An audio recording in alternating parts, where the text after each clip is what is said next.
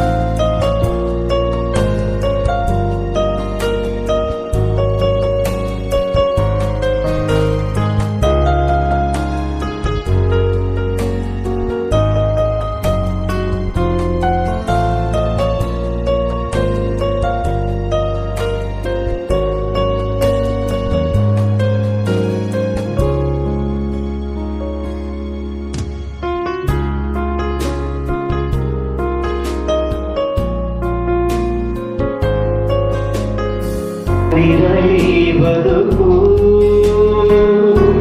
ದೀಪವು ನಿನ್ನದೆ ಗಾಳಿಯು ನಿನ್ನದೆ ಆರಡಿಯಲ್ಲಿ ಬೆಳಕು ಕಳಲು ನಿನ್ನದೆ ಹಳಲು ನಿನ್ನದೆ ಮುರುಗಲಿನಲ್ಲಿ ಬದುಕು ದೀಪವು ನಿನ್ನದೆ ಗಾಳಿಯು ನಿನ್ನದೆ ಆರಡಿಯಲ್ಲಿ ಬೆಳಕು.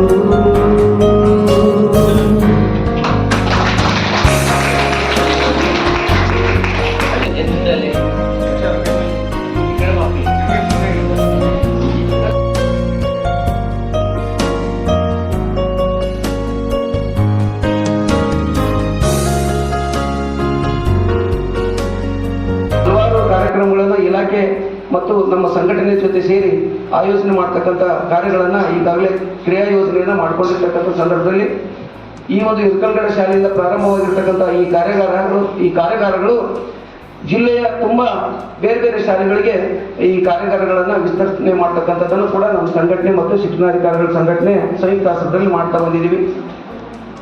ಬಹುಶಃ ಬಹಳಷ್ಟು ಶಾಲೆಗಳಲ್ಲಿ ಅತಿಥಿ ಶಿಕ್ಷಕರಿಂದನೇ ಜಾಸ್ತಿ ಇರ್ತಕ್ಕಂಥದ್ದು. ಕಾಯಂ ಶಿಕ್ಷಕರ ನೇಮಕಾತಿಯಲ್ಲಿ ವಿಳಂಬ ಆಗಿರ್ತಕ್ಕಂಥ ಹಿನ್ನೆಲೆಯಲ್ಲಿ ಅತಿಥಿ ಶಿಕ್ಷಕರಿಂದ ನಾವು ಫಲಿತಾಂಶವನ್ನು ಸರಿಯಾದ ರೀತಿಯಲ್ಲಿ ಕಾಣಲಿಕ್ಕೆ ಸಾಧ್ಯ ಇಲ್ಲ ಅಂತಕ್ಕಂಥ ನಿಟ್ಟಿನಲ್ಲಿ ನಾವು ಈ ಕಾರ್ಯಾಗಾರಗಳನ್ನ ಮಾಡ್ತಕ್ಕಂಥದ್ದಾಗಿದೆ. ಹಾಗಾಗಿ 3 ದಿನಗಳ ಕಾಲ ವಿಶೇಷವಾಗಿ ವಿದ್ಯಾರ್ಥಿಗಳು ಎಲ್ಲರೂ ಕೂಡ ಆಸಕ್ತಿಯಿಂದ ಕೇಳಿ ನಿಮ್ಮಲ್ಲಿ ವಿಷಯದಲ್ಲಿ ಇರ್ತಕ್ಕಂಥ ಕ್ಲಿಷ್ಟತೆಗಳನ್ನು ಶಿಕ್ಷಕರ ಜೊತೆ ಸಂಪನ್ಮೂಲ ವ್ಯಕ್ತಿಗಳ ಜೊತೆ ಹಂಚಿಕೊಂಡು ಆ ಕ್ಲಿಷ್ಟತೆಗಳನ್ನು ಸರಿಪಡಿಸಿಕೊಂಡು ಫಲಿತಾಂಶ ಉತ್ತಮಪಡಿಸಬೇಕು ಅಂತಕ್ಕಂಥ ಹಂತದಲ್ಲಿ ತಾವು ಆಸಕ್ತಿಯನ್ನು ಹೊಂದಬೇಕು ಅಂತಕ್ಕಂಥ ಮಾತನ್ನು ಹೇಳ್ತಾ,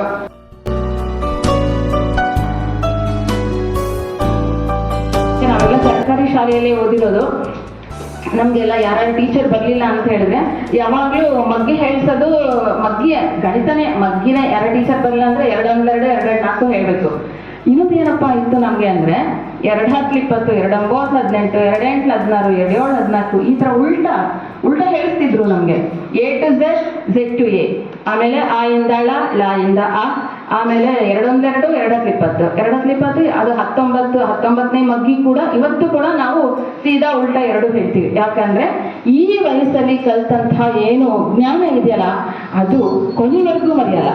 ಈ ನನ್ನ ವಯಸ್ಸಲ್ಲಿ ನಾನು ಕಲಿತೀನಿ ಅಂದ್ರೆ ಕಲಿಬೋದೇನೋ, ಆದ್ರೆ ನಿಮ್ಮ ವಯಸ್ಸಲ್ಲಿ ಕಲಿತಷ್ಟು ವೇಗವಾಗಿ ಆ ವೇಗ ಮತ್ತೆ ಆ ಏಕಾಗ್ರತೆ ಎಲ್ಲವೂ ಕೂಡ ಈ ವಯಸ್ಸಲ್ಲಿ ಇರೋದಿಲ್ಲ. ಹಾಗಾಗಿ ಬಾಲ್ಯ ಅನ್ನೋದು ತುಂಬಾ ಮುಖ್ಯ ಮಕ್ಕಳೇ.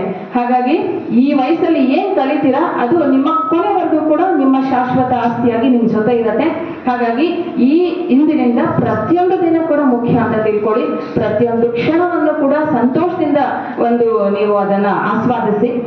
ಈ ಶಿಕ್ಷಣವನ್ನ ಒಂದು ಶಿಕ್ಷೆ ಅಂತ ಅಲ್ಲ, ಒಂದು ಖುಷಿಯಿಂದ ಅದನ್ನ ನೀವು ಅನುಭವಿಸಿದ್ರೆ ಖಂಡಿತ ನೀವೆಲ್ಲರೂ ಕೂಡ ನಮಗೆ ಒಳ್ಳೆ ರಿಸಲ್ಟ್ ಅನ್ನ ಕೊಟ್ಟು ನಮ್ಮ ಶಾಲೆಯ ಕೀರ್ತಿಯನ್ನ ಹೆಚ್ಚೋದ್ರಲ್ಲಿ ನಿಮ್ಮ ಪಾತ್ರ ತುಂಬಾ ಇದೆ. ಟೀಚರ್ ಎಲ್ಲ ತುಂಬಾ ಅವ್ರ ಗ್ರೂಪ್ ಅಲ್ಲೆಲ್ಲ ಹಾಕ್ತಿರ್ತಾರೆ, ನಾನು ನೋಡ್ತಾ ಇರ್ತೀನಿ. ಟೀಚರ್ ಒಂದು ಕೈನ ಹೇಗೆ ಹಿಡಿದು ಬಿಟ್ಟಿದ್ದಾರೆ. ಇದು ಸೌಂಡ್ ಬರಬೇಕು ಅಂತ ಹೇಳಿದ್ರೆ ನೀವು ನಿಮ್ಮದೇ ಒಂದು ಕೈಯನ್ನ ಇದಕ್ಕೆ ಸೇರಿಸಿದ್ರೆ ಚಪ್ಪಾಳೆ ಆಗತ್ತೆ. ಹಾಗಾಗಿ ಈ ಚಪ್ಪಾಳೆ ಇಡೀ ಕೊಪ್ಪಳ ಜಿಲ್ಲೆಯಲ್ಲಿ ಸಫಲವನ್ನ ಮಾಡಬೇಕು ಅಂತ ಹೇಳಿ ನಾನು ಅನ್ಕೊಳ್ತೇನೆ. ಹಾಗಾಗಿ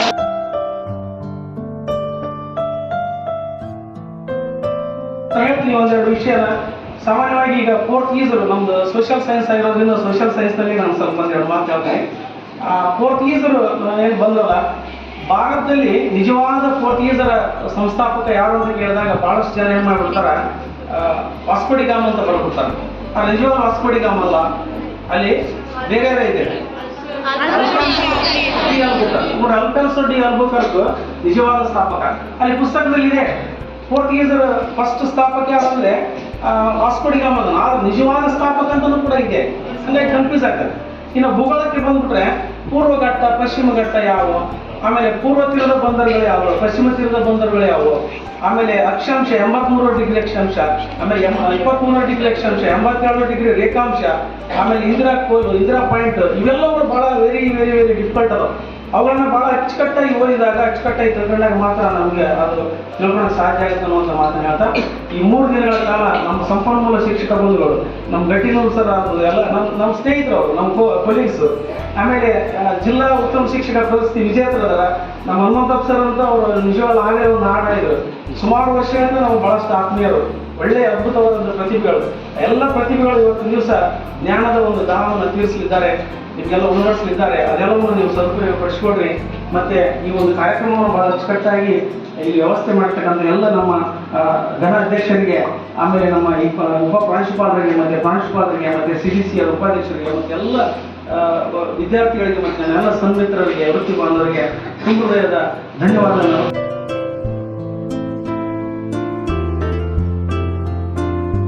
ಸಿಲೆಬಸ್ಗಳು ಮುಗಿದಿದ್ದವು. ನಮ್ಮ ಜವಾಬ್ದಾರಿ 95% ಕಡಿಮೆ ಆಗಿದೆ. ಕೇವಲ 5% ಮಾತ್ರ ಉಳಿದಿರುವಂಥದ್ದು ಶಿಕ್ಷಕರದು. 95% ಜವಾಬ್ದಾರಿ ಆದ ಈಗ ಮಕ್ಕಳದು 5% ನಮಗೆ ಮಾತ್ರ ಅಂತ ರಿವಿಷನ್ ಮಾಡ್ತಾ ಇದ್ದೀವಿ. ಪ್ರಿಪರೇಟರಿ ಎಕ್ಸಾಮ್ಸ್ಗಳನ್ನ ಅಥವಾ ಇನ್ನುಳಿದಂಥ ಎಕ್ಸಾಮ್ಸ್ಗಳನ್ನ ಕಂಡಕ್ಟ್ ಮಾಡುವಂಥ ಹಾಗೂ ಇವ್ಯಾಲ್ಯೂಯೇಟ್ ಮಾಡುವಂಥ ಜವಾಬ್ದಾರಿ ಮಾತ್ರ ನಮ್ದಾಗಿರುವುದರಿಂದ ತಾವೆಲ್ಲರೂ ಕಡ್ಡಾಯವಾಗಿ ಅತ್ಯುತ್ತಮವಾದ ರೀತಿಯಲ್ಲಿ ಅಭ್ಯಾಸವನ್ನು ರೂಢಿಸ್ಕೋಬೇಕು. ಮುಂಜಾನೆ ವೇಳೆಯಲ್ಲಿ ನಾವು ವೆಕಪ್ ಕಾಲ್ ಮಾಡಿ ಎಬ್ಬಿಸುವಂಥದ್ದು ಆಗಬಾರ್ದು. ನೀವೇ ನಮ್ಮನ್ನು ಎಬ್ಬಿಸುವಂಥ ಪರಿಪಾಠವನ್ನು ರೂಢಿಸ್ಕೋಬೇಕು. ಎದ್ದು ಮಲಗಿದಾಗ ಮತ್ತೆ ಎಲ್ಲಿ ಸಿಗ್ತಿರೋ ಗೊತ್ತಿಲ್ಲ, ಆ ರೀತಿ ಆಗುವಂಥದ್ದು ಬೇಡ. ನಿಮಗೂ ಒಂದು ಆತ್ಮಸಾಕ್ಷಿ ಅದ, ನಿಮಗೂ ಒಂದು ಪರಿಜ್ಞಾನ ಅನ್ನುವಂಥದ್ದು ಅದ. ತಾವೆಲ್ಲ ಪ್ರೌಢಶಾಲೆಗೆ ಬಂದಿರುವಂಥ ಪ್ರೌಢ ವಿದ್ಯಾರ್ಥಿಗಳು, ಉನ್ನತ ತರಗತಿಯವರು ಉತ್ತಮವಾದ ರೀತಿಯಲ್ಲಿ ತಾವೆಲ್ಲ ವಿದ್ಯಾಭ್ಯಾಸವನ್ನು ಮಾಡಿ ತಮ್ಮಲ್ಲಿರುವಂತಹ ಸಂದೇಹಗಳಿಗೆ, ಕ್ಲಿಷ್ಟತೆಗೆ ಪರಿಹಾರವನ್ನು ಕಂಡುಕೊಳ್ಳುವ ಉದ್ದೇಶದಿಂದ ನಾವು ಈ ದಿನ ಜಿಲ್ಲಾ ಮತ್ತು ತಾಲೂಕು ಘಟಕಗಳ ವತಿಯಿಂದ ಸಂಪನ್ಮೂಲ ವ್ಯಕ್ತಿಗಳನ್ನ ಬೇರೆ ಬೇರೆ ಶಾಲೆಯಿಂದ ಕರೆಯಿಸಿ ನಮಗೆ ಮಾರ್ಗದರ್ಶನ ಮಾಡ್ತಾ ಇದ್ದೀವಿ. ಈ ಕಾರ್ಯಕ್ರಮದ ಸದುಪಯೋಗವನ್ನು ತಾವೆಲ್ಲರೂ ಉತ್ತಮವಾದ ರೀತಿಯಲ್ಲಿ ಪಡೆದುಕೋಬೇಕು.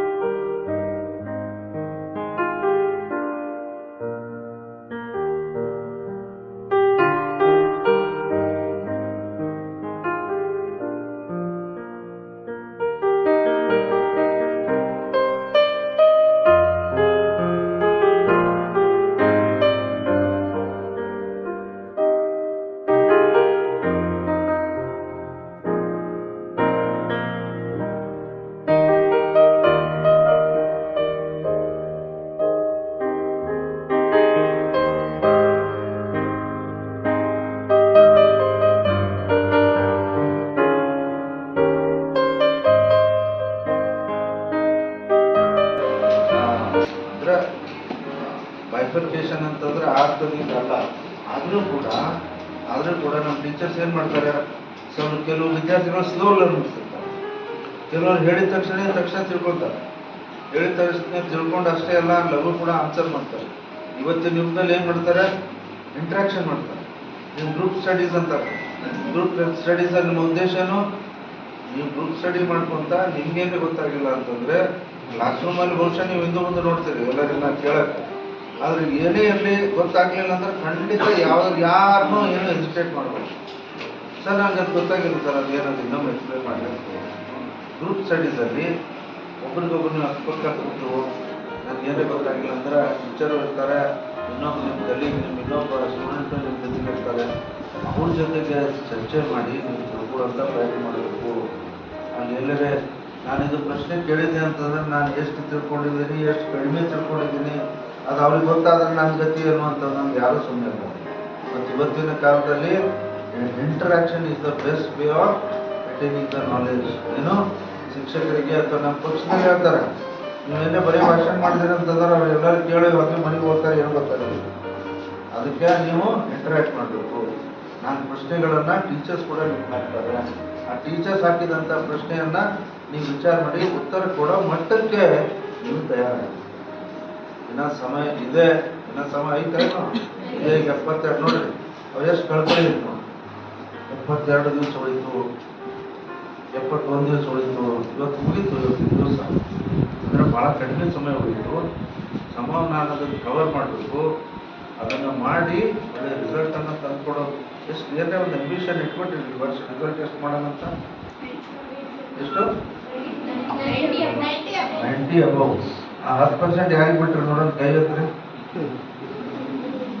10% ನೀವು ಯಾರು ಅಂದ್ರೆ ನಿಮ್ಗೇನು 90 ಅಬೌವ್ ಅಂದ್ರೇನು, 10% ಫೇಲ್ ಆದ್ರೂ ಪರವಾಗಿಲ್ಲ ರೀ. ನಿಮ್ಮ ಜೊತೆಗೆ ಫೇಲ್ ಆಗ್ಬೇಕಾ? ನಿಮ್ಮ ಗುರಿ 100% ಇರಬೇಕು. ನಾನು ಓದಿದಂಥ ಶಾಲೆಯಲ್ಲಿ ಭಾಳ ಹಳೆಯ ಸತ್ಯ, ಬಹುಶಃ ನೀವೇ ಯಾರೂ ಹುಟ್ಟಿರಲಿಲ್ಲ, ಹೊರಗಡೆ ಕೂತಂತಲ್ಲಿ ಹುಟ್ಟಿದ್ರಲ್ಲ ಗೊತ್ತಿಲ್ಲ. 71ರಲ್ಲಿ ನಾನು ಸೆಂಟ್ ಮಾರ್ಕ್ಸ್ ಹೈಸ್ಕೂಲ್ ಅಂತ, ಅಲ್ಲಿಂದ ನಾನು ಪಾಸ್ ಆಗಿದ್ದೇನೆ. ಫಸ್ಟ್ ಕ್ಲಾಸ್ ಪಾಸ್ ಆಗಿದ್ದೀನಿ. ನನ್ನ ರಿಸಲ್ಟ್ ಏನು ಗೊತ್ತಾ, SSLC 100% ಫಸ್ಟ್ ಕ್ಲಾಸ್. ಎಲ್ಲ ಕೈ ಎತ್ತಿದ್ರಲ್ಲ, ಅಂದರೆ ಎಲ್ಲರೂ 100% ರಿಸಲ್ಟ್ ತೆಗೆಯುವಂಥ ಪ್ರಯತ್ನ ನೀವು ಮಾಡ್ತೀರಿ, ಹೌದಾ? ಇನ್ನೂ ಭಾಳ ಚೆನ್ನಾಗಿ ಮಾಡಿರಿ.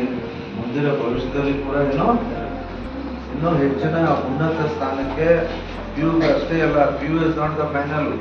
ನೀವು ಡಿಗ್ರಿ ಮಾಡಬೇಕು, ಪೋಸ್ಟ್ ಗ್ರಾಜುಯೇಷನ್ ಮಾಡಬೇಕು. ಯಾರಿಗೆ ಗೊತ್ತಿಲ್ಲ, ಕೂತಂಥವ್ರು ಮೆಡಿಕಲ್, ಇಂಜಿನಿಯರಿಂಗ್, ಡೆಂಟಲ್ ಅಥವಾ ಲಾಯರ್ ಆಗಬೇಕು, ಚಾರ್ಟೆಡ್ ಅಕೌಂಟೆಂಟ್ ಆಗಬೇಕು. ಅಥವಾ ಯಾರಿಗೆ ಗೊತ್ತಿಲ್ಲ, ಕೂತಂಥವ್ರು ಇದು ಏನಂದರೆ ಇಲ್ಲ ನಾನು JEE-ನಲ್ಲಿ ಅಡ್ಮಿಷನ್ ತೊಗೋತೀನಿ, ನಾನು IIT-ನಲ್ಲಿ ಅಡ್ಮಿಷನ್ ತೊಗೋತೀನಿ ಅಂತ ಅನ್ನುವಂಥ ವಿಚಾರ ಇಟ್ಕೊಂಡು ಸಾಕಷ್ಟು ಜನ ಇದ್ದೀರಿ. ಇಲ್ಲ ನಾನು ಮತ್ತೆ ಯಾರು ಇಲ್ಲ ಸರ್ ನಾನು MLA ಆಗ್ಬೇಕಂತ ನಾವು ಇದ್ದೀರಾ, ಆ ಪೂಜೆಗೆ ಹೋಗ್ಬೇಡ್ರಿ. ಆ ಕಡೆ ನೀವು ವಿಚಾರ ಮಾಡಬೇಡ್ರಿ. ಯಾಕಂದ್ರೆ ಭವಿಷ್ಯದಲ್ಲಿ ಆ ದಾರಿ ಇಟ್ಕೊಂಡು ಹೋಗ್ಬೇಕು, ಎಲ್ಲಿ ಮುಗ್ತೇವೆ ನಮಗೆ ಗೊತ್ತು. ನಾವಾಗೇನೋ ಅವು ಭಾಳ ಜನ ಕಾಂಪಿಟೇಷನ್ ಇರಲಿಲ್ಲ. ಇದೇ ಜನ ಈಗ ನಮ್ಮ ಇವ್ರುಗಳು, ನಮ್ಮ ಸಾಕಿಬ್ ಅತ್ತಿಯವರು, ಇವರೇ ಎಲ್ಲರೂ ಕಾಂಪಿಟೇಷನ್ನಾಗ ಅವಾಗ ಬಂದಿದ್ರೆ ನಾನು MLC ಆಗ್ತಿದ್ದೆ. ವಿರುದ್ಧ ಅವಾಗ ಎಂಥವ್ರು ಇರಲಿಲ್ಲ ನಮ್ಮ ಎದುರಾಳಿಗಳು.